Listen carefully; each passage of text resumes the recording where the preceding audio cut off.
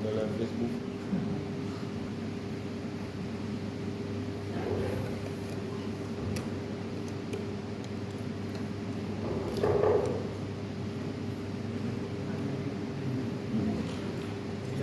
Lagilah ya. Ini sisa.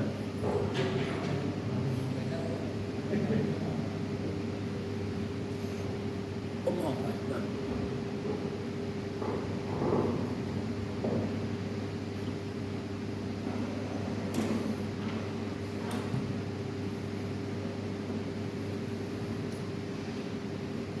أعوذ بالله من الشيطان الرجيم. بسم الله الرحمن الرحيم. الحمد لله رب العالمين، والصلاة والسلام على أشرف الأنبياء والمرسلين وعلى آله وأصحابه أجمعين. ربنا لا علم لنا إلا ما علمتنا إنك أنت العليم الحكيم، ولا حول ولا قوة إلا بالله العلي العظيم. نويت التعلم والتعليم والتذكر والتذكير والنفع والانتفاع والإفادة والاستفادة والحث على التمسك بكتاب الله والتبع على سنة رسوله المصطفى صلى الله عليه وسلم والدعاء إلى الهدى والدلالة على الخير ابتغاء مرضاته وقربه وثوابه لله تعالى. Yang saya muliakan Tuan Pengurusi Surau Maryam, yang saya kasihi HFA-HFA-nya, dan yang saya hormati tuan-tuan dan puan-puan sekalian, Assalamualaikum warahmatullahi wabarakatuh. Waalaikumsalam. InsyaAllah hari ini kita tak ada mukadimah, kita akan terus masuk ke bab tajwid, sebab hari ini kita nak ulang balik dan nak nampakkan apa masalah kita dalam bacaan tajwid. Dan saya rekod hari ini untuk abang saya, dan abang saya hari itu minta untuk cek bacaan dia. Dia duduk di KL, maka jauh, supaya ketika mana dia tengok, dia tahu di mana kesalahan terhadap pembacaannya. Maka kita akan ulang semua balik, kita keluarkan semua masalah khilaf. Sebelum ni kita belajar ada masalah-masalah yang banyak dan khilaf yang banyak, sehingga kita kadang-kadang tak masuk ataupun tak faham. So hari ini, hari ini kita akan belajar yang basic, yang mana kalau seandainya orang tanya, kita boleh tahu nak jawab, walaupun jawapan itu tidaklah orang kata seperti alim ulama, tapi kita boleh jawab kepada anak-anak kita dan lain. Baik, yang pertama sekali,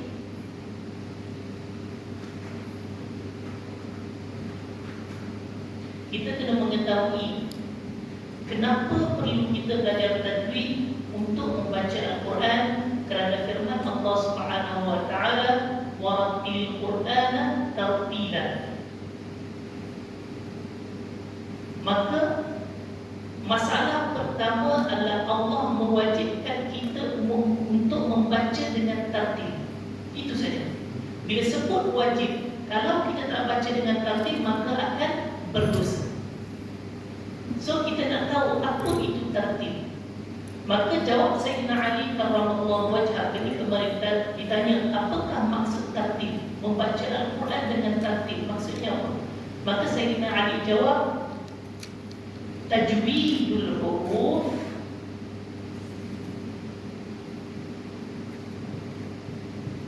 wa ma'rifatul huruf. Maka yang Allah Subhanahu wa taala perintahkan untuk kita baca Al-Quran dengan bertartib itu, maksudnya dua saja. Membaca dengan tajwid, itu yang pertama. Yang kedua, mengetahui di mana tempat berhenti dan di mana tempat sambung. Tajwidul huruf, membaca setiap huruf itu dengan bertajwid, dan juga mengetahui di mana berhenti, di mana tidak. Kerana berhenti dan tidak ini boleh menukar makna.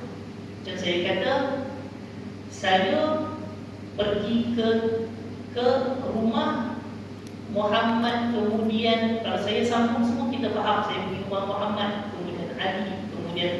Tapi kalau saya berhenti, saya pergi ke rumah Muhammad, Ali, maka makna dia boleh berubah. Saya pergi ke tandas, saya pergi berjumpa dengan ibu saya. Kalau saya berhenti, maksudnya kemungkinan dia ada ataf yang berubah. Tapi kalau saya kata saya pergi ke tandas dan saya berjumpa dengan ibu saya, maksudnya dalam perjalanan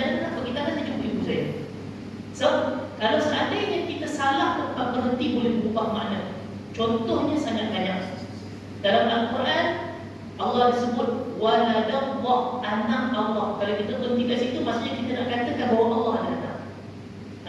Maka kalau seandainya kita sambung baru betul. So, berhenti ini wajib untuk kita tahu. Tapi Alhamdulillah zaman sekarang tak terlalu penting. Sebab apa? Setiap Al-Quran ada waqaf. So, yang ini mudah. Kita akan masuk dalam bab tajwid di akhir nanti. Baik. Allah perintahkan kita baca dengan tartil. Wartil Quran tartila. Apa itu tartil? Tajwidul huruf wa ma'rifatul huruf. Sekarang kita pergi yang pertama dulu. Apa itu tajwid? Baik. Tajwid adalah mencantikkan atau memperbetulkan huruf. Kita sebut jayyid. Bagus. Dalam istilah ulama, bila diberitahu tajwid, maksudnya adalah i'ta kull harf haqqahu wa mustahaqqah.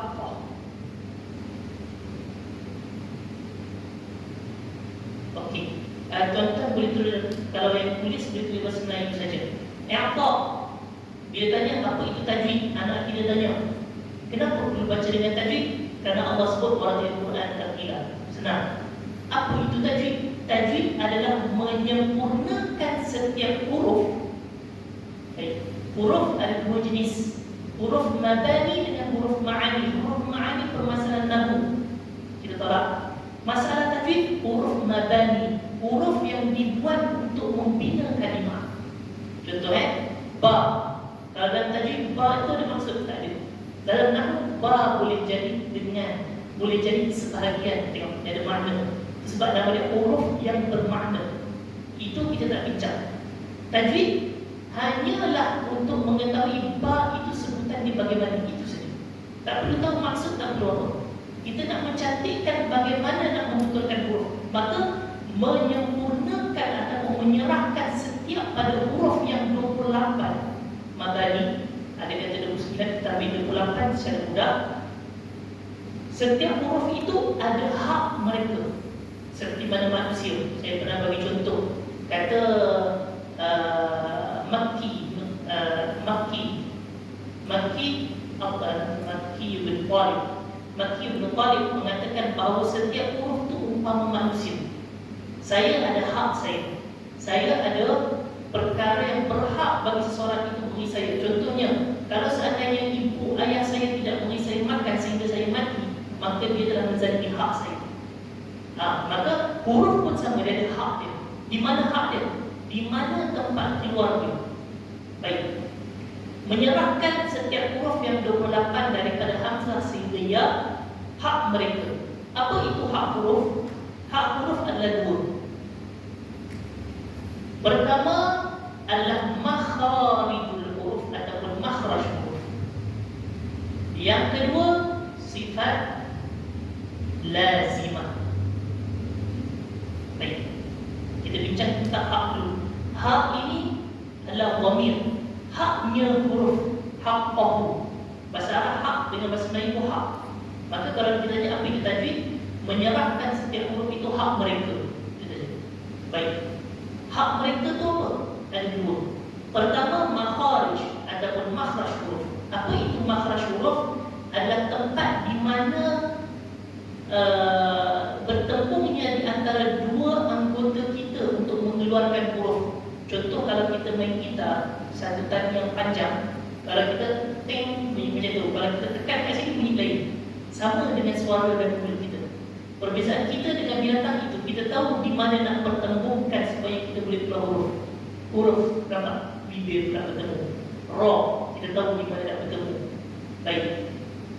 Maka kata kunci bagi tempat keluar bagi huruf adalah dua.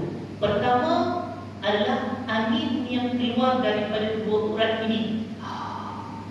Mesti kena keluar angin. Angin itu boleh menjadikan dia suara. Maka suara asalnya pasti ada angin. Pasti ada angin. Cuma angin yang dimaksudkan nanti dalam sifat kita akan tengok. Baik.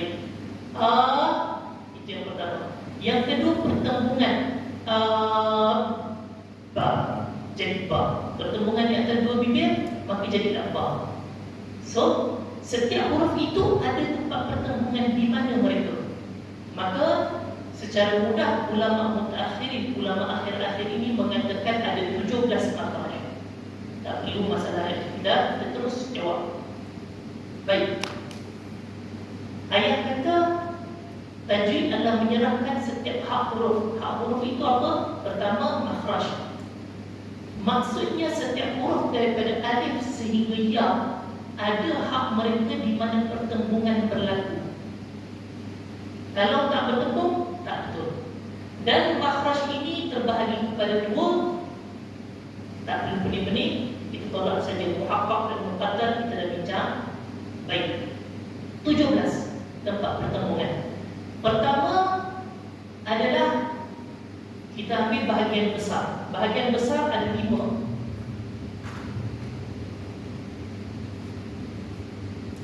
Kalau yang tak maksud dan saya tulis sebab saya dah biasa bahasa Arab tu bahasa Melayu susah sikit, minta maaf kan. Al-halqu, al-lisan,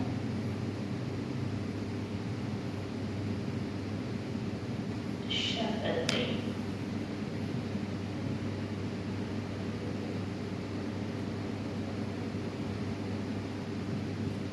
Al-khayshu,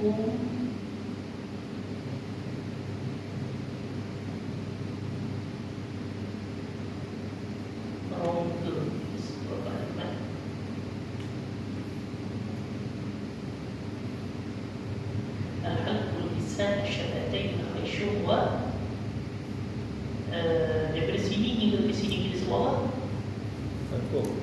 Bukan. Lagi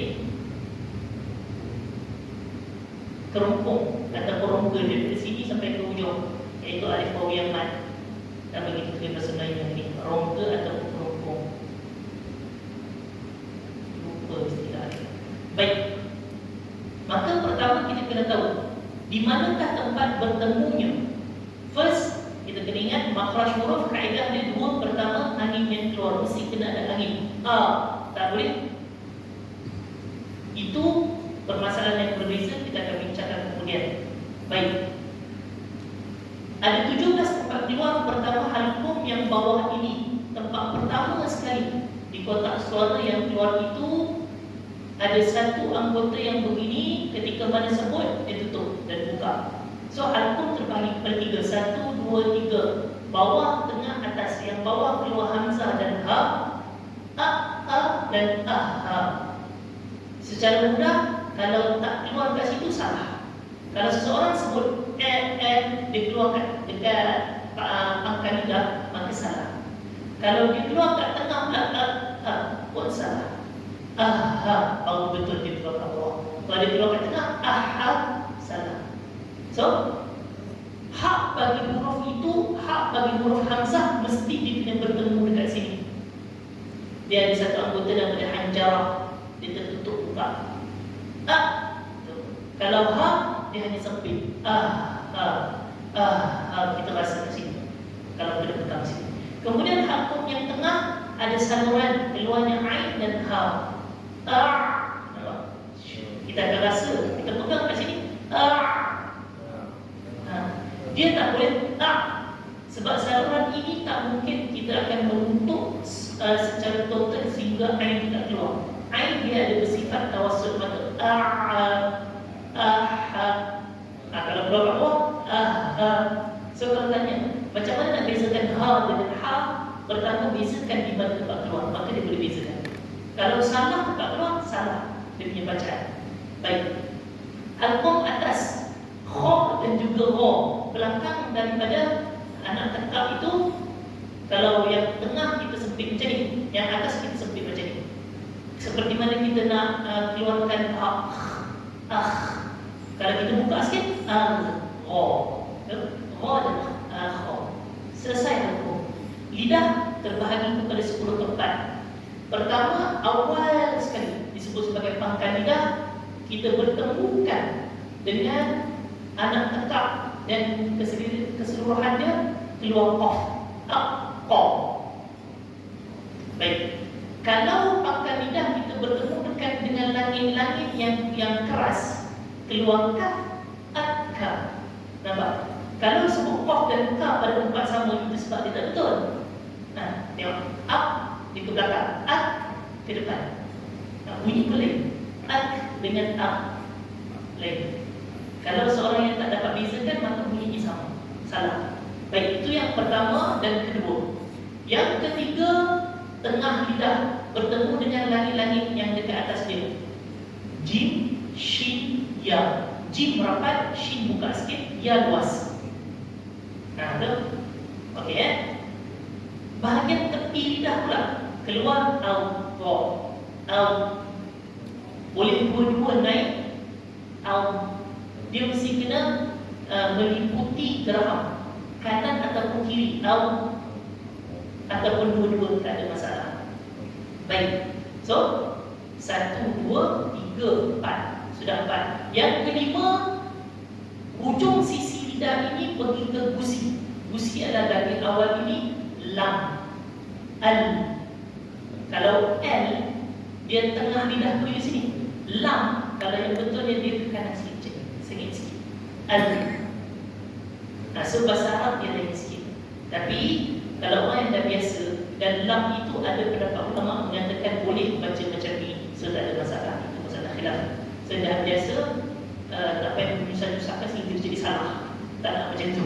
Baik. Ujung sisi lidah pergi ke gusi. Selesai. 1, 2, 3, 4, 5. Yang keenam, ujung lidah dilengkungkan pergi ke gusi. Out, raw. Macam ni. Okay. Ini gigi, yang ni daging awal dia, ini raw. Out. Ujung lidah out. Bukan macam out lain. Out tu kita pergi ke tengah. Out ujung, itu sebab bunyi tebal. Kemudian ujung lidah ini ditekankan ke gusi. An, nun. An. Dan berapa? 6, 7, 8. Yang ke-8. Yang ke-9, ujung lidah pergi ke belakang kacip atas. Ta, da, po. Ta, dan po. Baik. Ujung lidah kita pergi belakang kacip bawah. Belakang kacip bawah. Sin, sod, zai. Kalau lidah tak bukan dekat situ tak betul. Kan? So. Ujung lidah terangkat ke tengah. Sin. Kan? Lidah mesti kat bawah. Sin, sod, zai. Baru betul. Baik. Kerana itu hak mereka. Kemudian ujung lidah ditekankan pada ujung gigi. Fa, ra, ro. So kalau lidah tu tak keluar sedikit, tidak ditekankan pada ujung gigi, pada ro. Orang dah sebut zalimin, tak betul. Ro, zalimin, terlepas lidah saya keluar sikit. Seperti pada za dan ta, sama je. Za, ta, ro. Semua terkeluar. Dia keluar itu tak penting. Yang penting lidah itu ditekankan ke ujung. Ta, ro. Selesai 10 kaedah. 2 bibir, 2 tempat. So 3 campur 10 jadi 13. 2 bibir, 2 tempat jadi 15. Apa dia? Bibir perut, bibir bawah pergi pada kacip atas, keluar fa. Perut dia bukan tanah. Yang tu bibir. Perut maksudnya yang basah ni. Fa. Fa. 2 bibir, 3 huruf. Dibulatkan keluar waw, dirapatkan keluar ba, dan dirapatkan juga, tetapi keluar makhraj yang kedua, khayshu, mesti kena keluar ke hidung. Bila kita rapatkan mulut, suara dan angin tak boleh keluar, tetapi dia ada jalan keluar kedua, kita keluarkan melalui khayshu, iaitu pangkal hidung. Tutup, mati dulu. Maka ba dan juga mim sama tempat keluar. Cuma mim kita akan salurkan suara, ba tidak. Dan juga ba, mim, waw. Selesai. Khayshu, mim dan juga nun mesti kena rasa. An, Kalau nun tak keluar suara dekat hidung, tak betul. Rongga iaitu daripada sini sampai ke sini, kena lalu. Alif waw ya mat a u i. Bezanya hanya lidah saja yang membezakan antara i dengan u. A lidah macam ni. U i. A i, lidah tengah saya terangkat sikit. Tak mungkin sebut i kalau lidah terangkat, sebab ya dia punya makhraj adalah i u di ke depan sikit. Amen. Baik, itu makhraj. Kemudian baik, ayah kata hak huruf itu dua. Pertama makhraj, kedua sifat lazimah. Makhraj tempat keluar. Yang perlu kita ingat, letak dalam kaedah kepada dua saja. Angin yang keluar melalui dua urat. Yang kedua adalah pertembungan. Itulah makhraj. Pertembungan itu di mana? Sebenarnya kita dah ulang banyak kali, insya-Allah mudah. Hak mereka yang kedua adalah sifat mereka. Setiap manusia ada sifatnya. Tinggi, putih. Maka huruf pun sama. Kalau kita tak sempurnakan sifat huruf, maka ta bunyi sama. Ta. Macam mana nak bezakan? Yang membezakan mereka adalah sifat. Yang sifat terbagi kepada dua. Pertama lazimah, iaitu hak huruf. Baik. Sifat lazimah 17 juga. So senang ingat. Hak huruf total 34, 17 makhraj, 17 sifat lazimah. 17.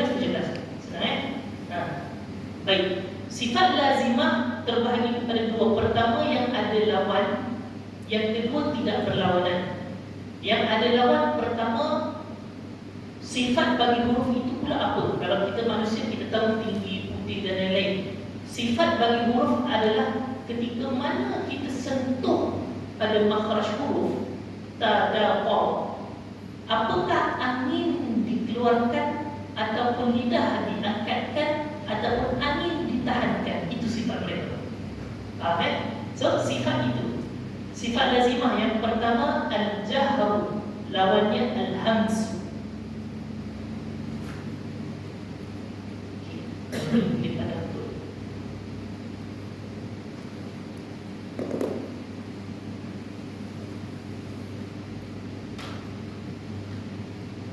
Sifat lazimah pertama,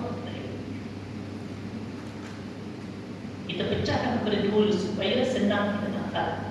Yang ada lawan, berlawanan, tak berlawanan. Baik, 10 berlawanan, maka tak berlawanan 7. Yang berlawanan apa? Pertama al-hams, lawannya al-jahar. Baik, al-hams maksudnya ketika mana kita sebut huruf tersebut, angin kena keluar.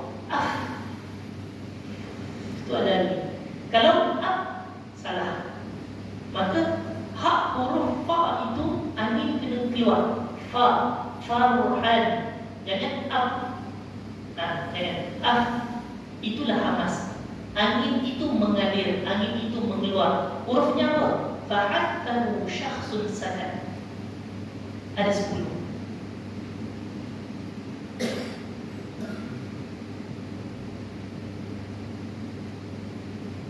Baik, 10 huruf ini hak mereka ketika mana kita sebut mesti kena keluar angin. Ha, ta, ha, sh, tu, as. Kalau tak keluar, salah. As, lawan dia pula tu, tu, faham? Kaf dengan ta sahaja dia ada pertemuan sedikit kan, kita tengok sifat dia kedua. Al-jahar lawan kepada 10 huruf ini, maka ada berapa? Ada 18. Kita ambil contoh hamzah. Tak boleh keluar angin, tak boleh keluar. Tak boleh tak boleh kaf. Tak boleh. Mati. Ba. Tu angin kita tahan. Jangan bagi keluar. Kalau salah. Faham? So itu saja sifat yang pertama, keluar angin dan tertahan angin. Sifat yang ketiga dan keempat adalah syiddah. Lawannya rakhawah. Cuma sifat di sini dia di tengah-tengah, dinamakan tawassut ataupun bainiyah. Baik. Apa huruf syiddah? Ajid fatin bakat delapan. Ajid fatin bakat. Lawan kepada tawassut, huruf kepada tawassut lin Umar. Baik. Syiddah apa dia? Al-hamas, keluar suara. Syiddah kata kunci suara. Yang ini kata kunci angin, yang ini kata kunci suara. Syiddah maksudnya tertahan suara. Suara itu tidak boleh mengalir. Contoh jim, ad, tahan suara. Kita tengok pula lawan dia, zai contoh, az, nampak suara itu mengalir. Tak boleh ad, tak boleh ad, az, as. Yang ni, yang 8 huruf ni, a, ad, macam tu. Dan hanya huruf-huruf ini sahaja antara 5 mereka ada sifat qalqalah, kita akan masuk kemudian. Baik.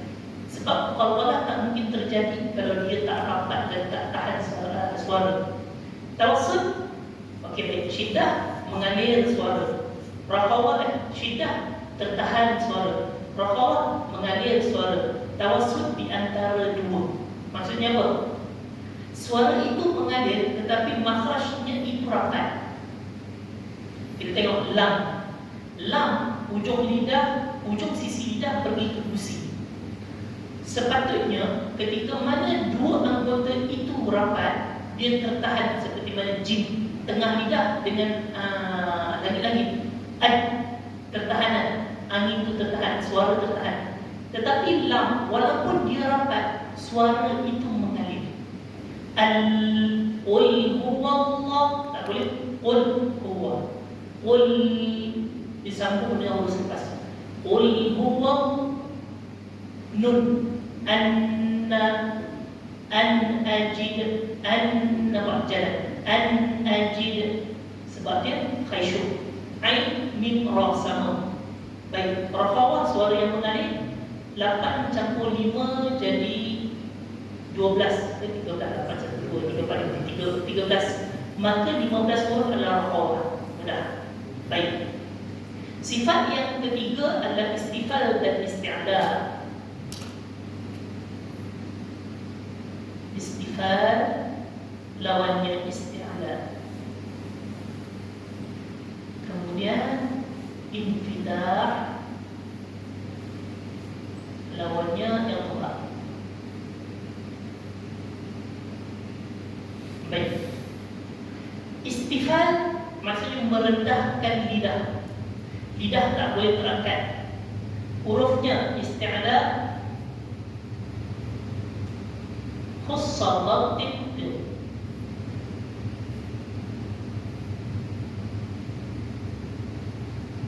4, 6, 7. Ada 7 huruf. Istifal maksudnya lidah begini.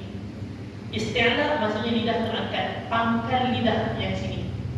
Apa? Kho. Tak boleh kha. So, tak boleh sa. Bo, nampak? Bila sebut bo, semua lidah terangkat pergi ke langit. Terangkat. As, terangkat. Kita cuba senang kita bezakan sad dengan sin. As, lidah terangkat. As, lidah ke bawah. Pasal? So, beza antara sad dengan sin walaupun makhraj sama. Pertama lidah tu ke atas, yang kedua lidah ke bawah. Itu saja.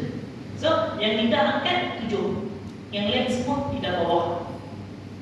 Infitah dan i'tibaq adik-beradik daripada mereka cuma i'tibaq dengan infitah ini abang besar. I'tibaq isti'la itu mengangkat pangkal lidah. I'tibaq mengangkat keseluruhan daun lidah. Maka dia mesti ambil daripada 7 huruf ini. Apa dia? Sadaq tawaqqa.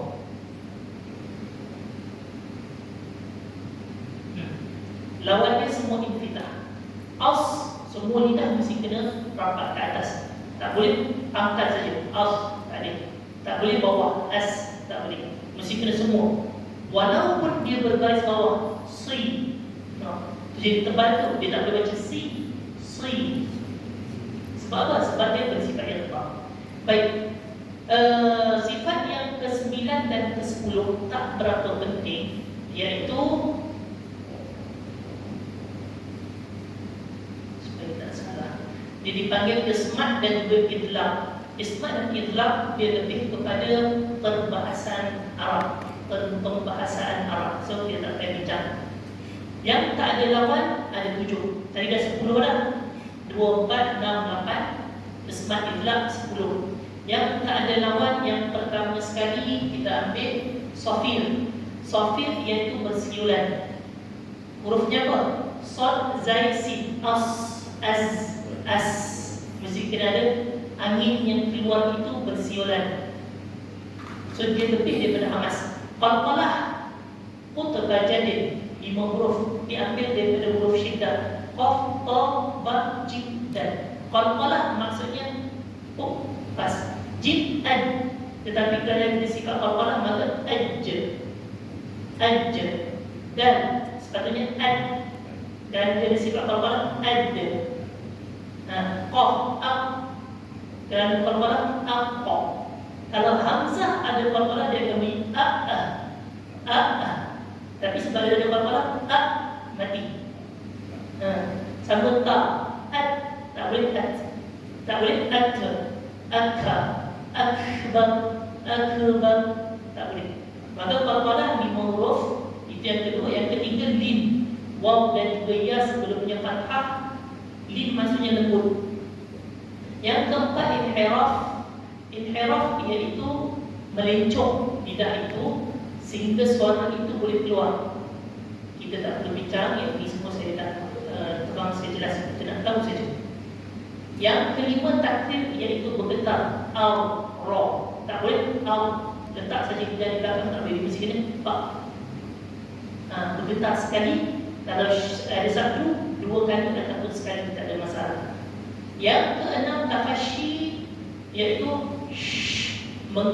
berhemburan angin dan juga suara shi, ash di dalam mulut.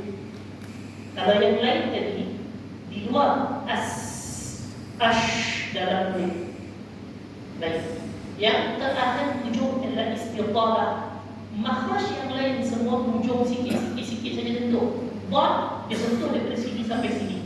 Al itu sebab dia ada sifat istiqalah. Baik. Mudah, sifat selesai. Kemudian kita bagi tahu tadi kan, tajwid maksudnya apa? Menyempurnakan setiap huruf 28 tadi. Hak mereka, hak itu apa? Makhraj dan sifat lazimah. Senang. Berapa makhraj, berapa sifat lazimah? 17. Wa mustahaqqahu. Baik. Perkara yang berhak bagi huruf itu maksudnya ada sesuatu yang mendatang kepada huruf dia terjadi begitu. Contohnya, saya bersifat ada 2. Pertama, sifat saya tinggi dan putih. Senang. Dan ketika mana saya masuk masjid tadi, sifat saya tenang. Tetapi ada sesuatu yang datang membuatkan saya marah. Itu namanya sifat yang mendatang. Itulah sifat mustahak. Maksudnya kerana ada orang buat saya marah, maka saya marah. Huruf sama juga. Kerana ra itu yang mati sebelumnya berbaris atas, maka dia punya sifat mendatangnya kena tebal. Nah, sama juga ketika mana nun bertemu dengan ba jadi itlaq. Kenapa? Sebab nun itu bertemu dengan ba. Kalau ba tak ada, tak jadi itlaq. Maka hukum bagi perkara yang berhak bagi 2 huruf ketika mana bertemu ada 11. Yang kita dah belajar pertama sekali tafkhim dan tarqiq. Betul, semua ada kertas kan? Kertas tu bagi yang tak ada boleh minta, ada kat tangan tu. Baik, maka hak huruf 2, mustahak huruf hanya 1 saja. Namanya sifat aridah, sifat mendatang ketika mana huruf itu bertemu dengan huruf lain. Ada 11. Pertama yang kita dah belajar adalah tafkhim. Yang pertama, tafkhim.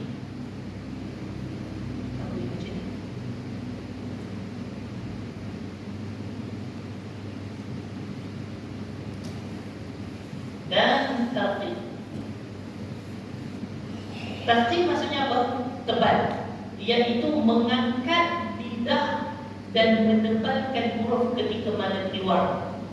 Nah, dia menjadi tebal kerana beberapa sebab. Pertama, kerana ada harakah. Maka sifat Allah dia mendatang kerana apa? Kerana harakat. Dan kenapa pula huruf itu jadi nipis? Kerana harakat juga, ataupun kerana sukun. Maka sifat Allah, sifat yang mendatang ini, yang empat ni kita dah belajar. Pertama, tafkhim, dia ambil daripada ni isti'ala. Khusus dhabit 7 huruf ini kita kena tebal. Cara menebalkan huruf, bila ditanya apakah itu tebal, tebal adalah menebalkan sebutan huruf dengan sepenuh mulut, dengan mengangkat lidah ke langit ketika menyebutnya. Automatik kita tahu cara nak menebalkan ataupun menipiskan huruf adalah dengan lidah. Kalau kita angkat, dia jadi tebal. Angkat. Bawah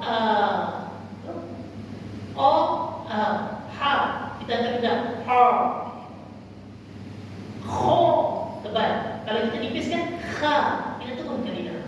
So, huruf nak menebalkan dengan mengangkat lidah. Mudah hurufnya apa?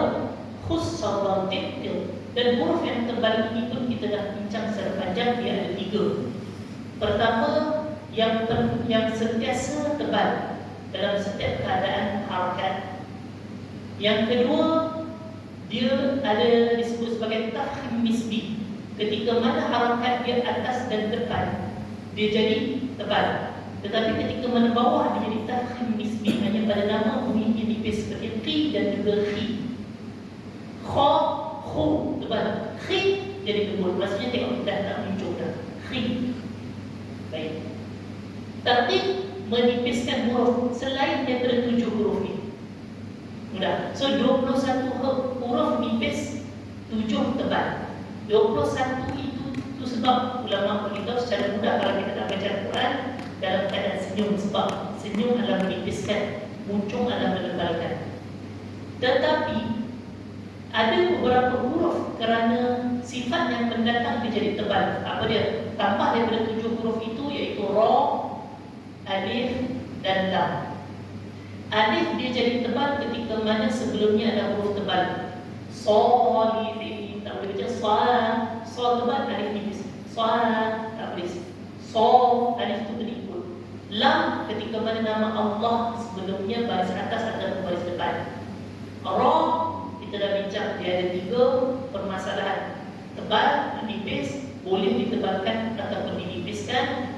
Ditebalkan 4 ketika mana dia mati sebelumnya baris atas, ketika mana dia mati sebelumnya baris depan, ketika mana dia berbaris atas ataupun berbaris depan, dan ketika mana selepasnya huruf isti'ala dan juga selepasnya ada hamzah wasal. Selain daripada semua nipis. Baik. Apa itu harakah dengan sukun pula?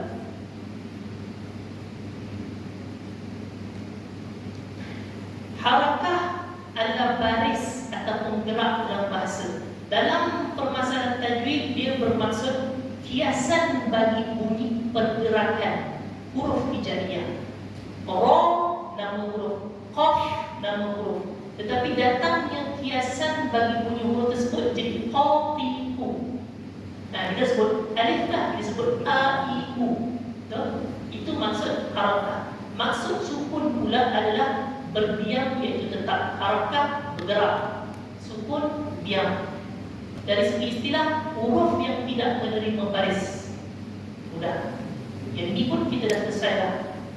Kemudian kita masuk, kita yang paling baru kita belajar adalah idgham dan izhar. Baik, ada lagi tak yang saya lepas tengok? Idgham, izhar, ikhlas, belum ikhlas, kita empat pasal belum harakah, belum sakta, belum. Baik. Yang ini saja yang kita dah belajar. Baik. Yang ni hak huruf sebiji. Yang ni kerana baris yang mendatang menjadi tebal ataupun nipis. Harakah adalah kiasan bagi bunyi tersebut yang menjadikan dia tebal atau nipis. Ra. Sukun bagi nak membunyikan huruf tersebut. Baik. Idgham dan izhar. Yang terakhir sekali kita belajar adalah bab mutamathilain, mutaqaribain, mutajanisain ataupun mutadara'idain. Kemudian kita belajar hukum lam, iaitu lam ziyadah. Di antara dua bab itu, perkara yang perlu kita tahu hanya dua ini saja. Idgham maksudnya apa? Idgham maksudnya memasukkan, iaitu memasukkan huruf pertama kepada huruf kedua dan menjadikan dia sabdu. Menjadikan dia sabdu. Baik. Seperti mana contoh kita bagi tengok supaya senang dan kita lihat. Yang terakhir,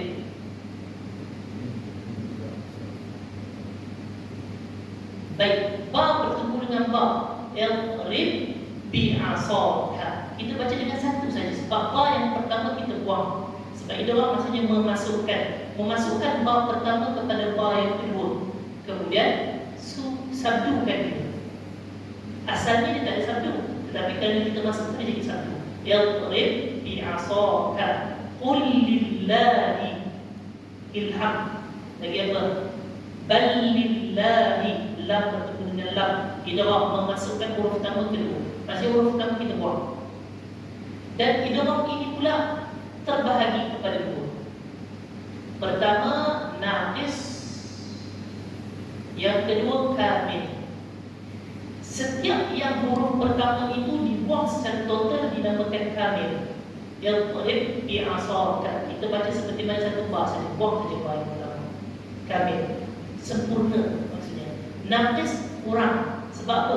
Dia mengekalkan satu sifat di antara huruf tersebut walaupun kita buang. Contohnya basau ta.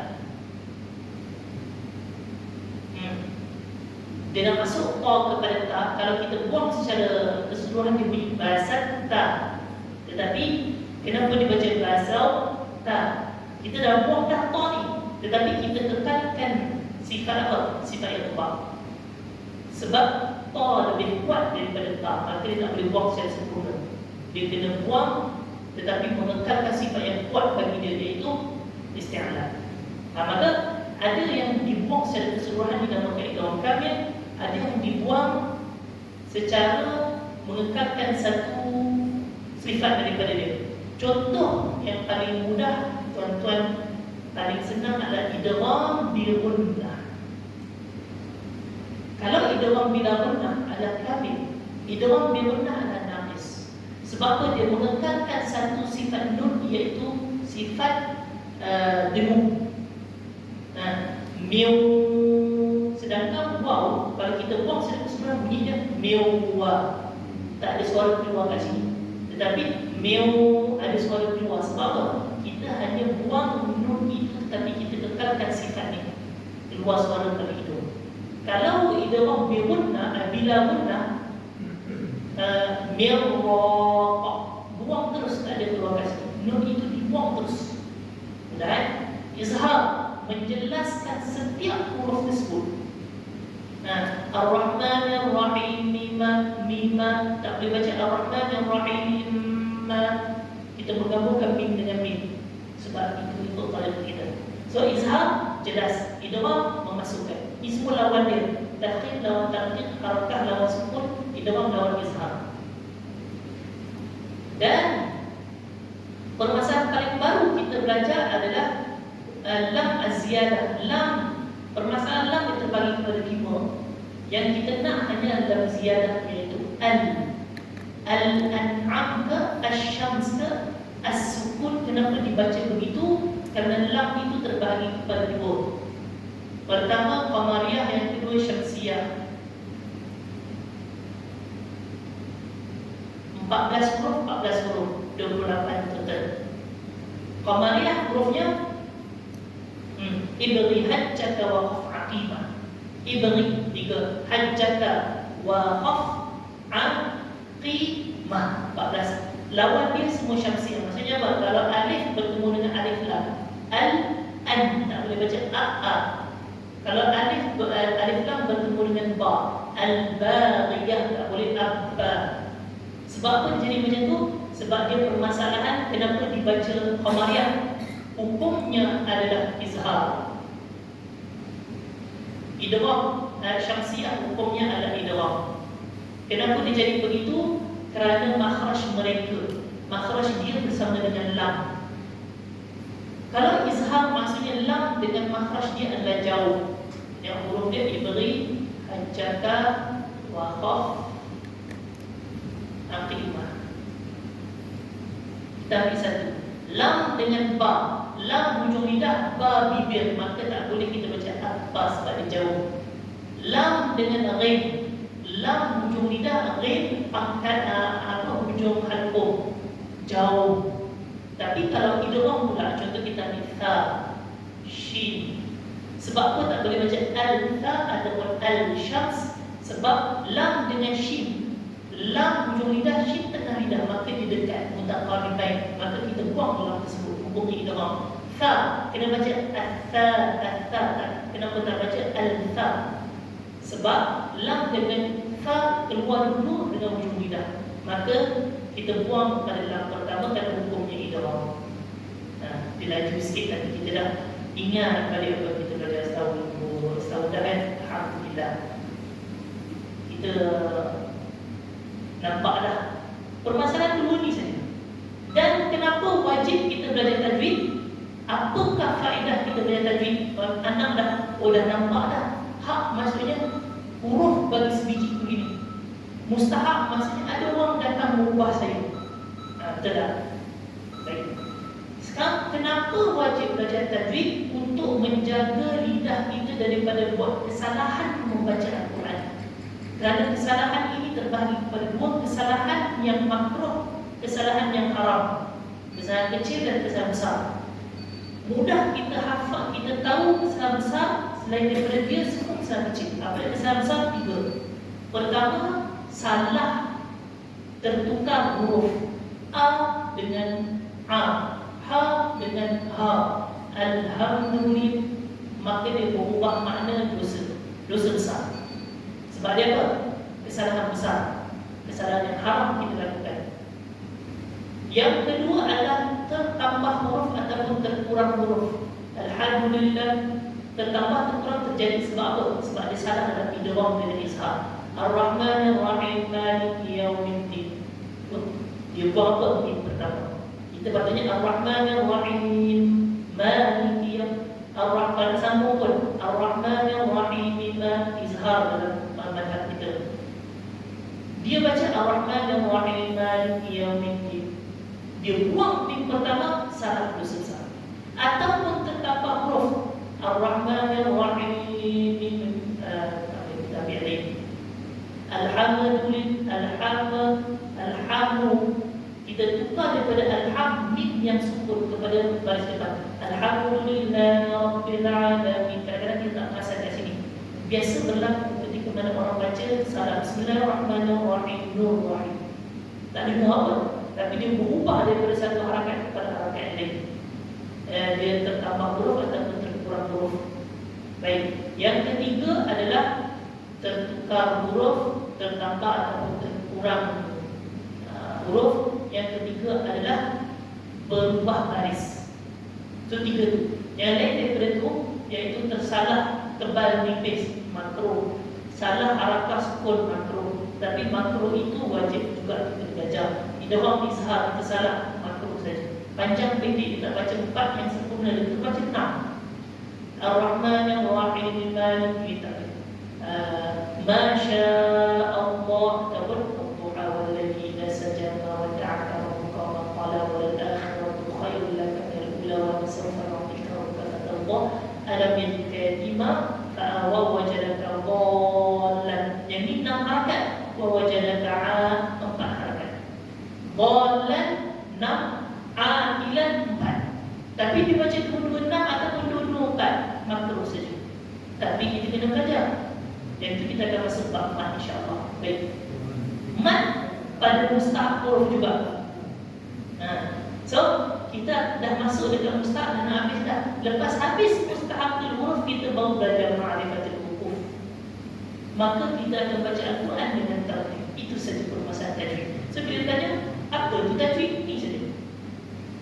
Menyempurnakan bagi setiap huruf yang Tuhan baca dekat Al-Quran itu satu persatu hak mereka.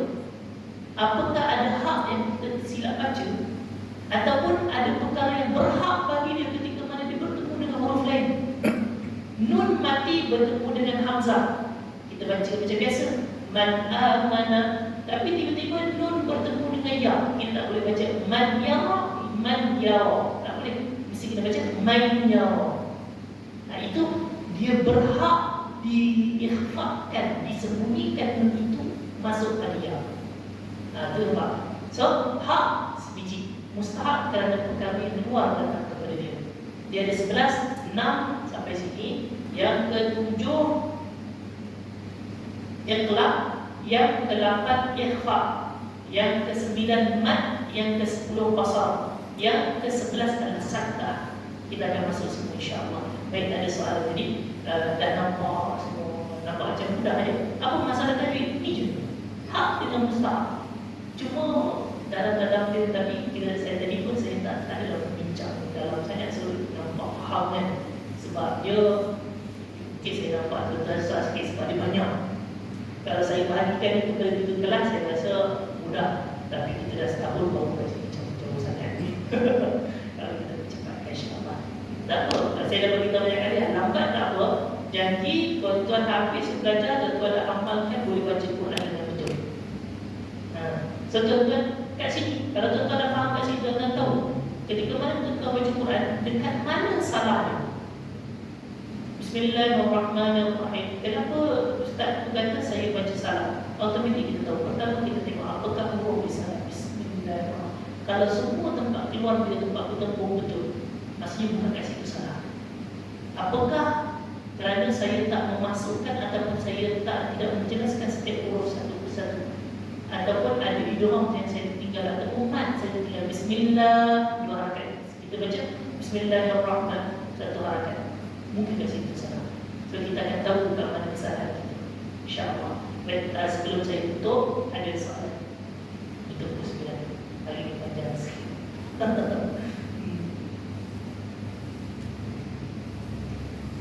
So tebal nipis kita dah habis. Mutaqariban, mutamathil, mutaba'idan kita habis. Mutajahisan, huruf lam sudah habis. Minggu depan insyaAllah kita masuk nak masuk mim mati ataupun nun mati dahulu, tak ada masalah. Saya tuan-tuan, kerana kita dah masuk nun mati yang kita selalu dengar ikhfa, iqlab, idgham. Cuma sebab tuan-tuan dah faham dekat sini, kita biasa baca nun mati ada 4 kan. Nanti kita tahu dia jadi 6 pula. Sebab apa? InsyaAllah minggu hadapan kita masuk nun mati dulu lah. Sebab nun mati benda yang hari-hari kalau dia tak fit nun mati kan. So lagi mudah, tak adalah susah sangat insyaAllah. Ada apa soalan? Saya rasa tak ada apa-apa. Yang baik ma'asabaka min hasanah fa min Allah, pastinya semua itu daripada Allah Subhanahu Wa Taala yang memberi kebaikan kepada setiap hamba-Nya yang lemah. Wa kana insanu dha'ifa, bahawasanya manusia ini banyak kelemahan, kesalahan dan kekurangan. Wa ma asabaka min sayyi'atin fa min nafsik, dan apa kesalahan saya ataupun sesuatu kelemahan saya datang daripada kelemahan diri saya. Yang baik semua daripada Allah Subhanahu Wa Taala, yang lemah daripada diri saya sendiri. Kita tutup dengan doa dan kita berdoa insya-Allah. Bismillahirrahmanirrahim. Alhamdulillahirabbil alamin, wassalatu wassalamu ala asyrafil anbiya'i wal mursalin wa ala alihi washabbihi ajma'in. Allahumma ighfir lana dhunubana, Allahumma ighfir lana dhunubana waj'al jam'ana hadha jam'an marhuman wa tafarraqana min ba'dika farqan ma'suma wa la tad'a' lana dhanban illa ghfarta wa la hamman illa farajta wa la daynan illa qadayta wa la hasana illa anta ala qada'i wa sabaka hasana wa fil akhirati hasanatan wa qina adhaban nar. Alhamdulillahi rabbil alamin. Assalamualaikum warahmatullahi wabarakatuh.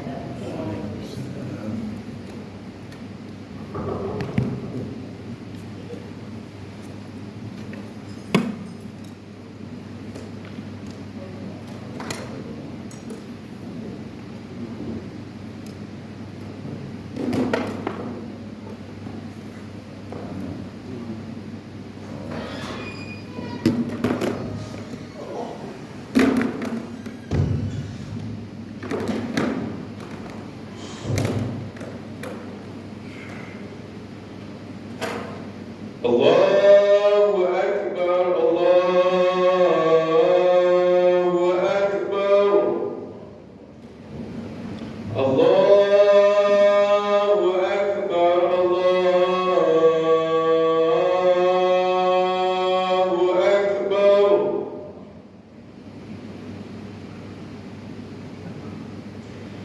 أشهد أن لا إله إلا الله أشهد أن لا إله إلا الله